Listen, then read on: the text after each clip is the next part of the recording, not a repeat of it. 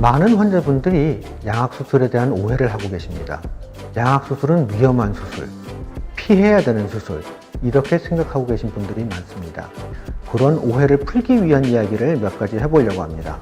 양악수술은 잘 아시다시피 위턱과 아래턱의 위치와 관계가 잘못된 것을 바로잡는 수술입니다. 그리고 이 잘못된 위치 관계가 작을 때는 교정치료로 교합을 바로잡거나 다른 수술로 덜 잘못된 것처럼 보이게 할 수 있습니다. 그러다 보니까 이 정도면 양악까지 할 정도는 아니고요, 이런 이야기가 나오게 되는 거죠. 기능적인 교합은 교정치료로 바로잡고 외형으로 보이는 점들을 개선시켜주는 수술을 통해서 상당 부분 좋아질 수 있습니다.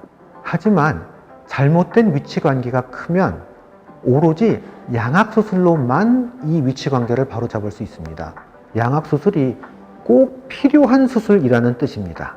그래서 우리가 언제 이 수술을 할지를 잘 선택하면 피해야 되는 수술이 아니라 꼭 필요한 좋은 수술이 되는 겁니다. 경우에 따라서는 이 수술이 아니면 안 되는 유일한 수술이 될 경우도 많습니다. 그 다음 우리가 이 수술을 어떻게 할지를 잘 선택하면 위험한 수술이 아닌 안전한 수술이 될 수 있습니다. 양악수술은 수술의 범위도 넓고 처음 며칠간 숨 쉬는 것도 불편하고 출혈도 다른 수술보다 많기 때문에 환자분들이 조금 더 힘들어 하실 수 있습니다.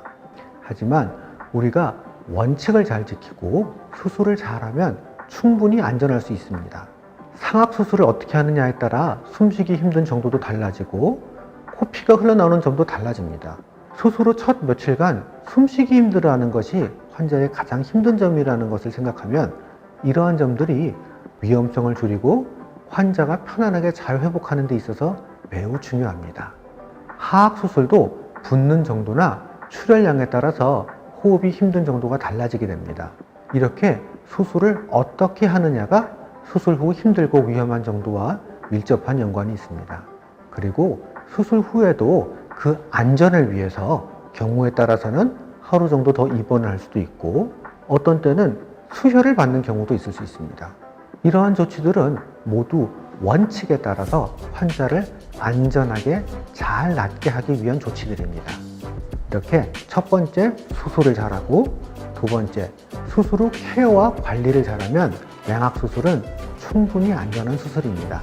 언제 할지 어떻게 할지를 잘 결정하면 양악수술은 꼭 필요한 수술이고 안전한 수술입니다. 너무 불안해하시거나 걱정하지 않으셔도 됩니다.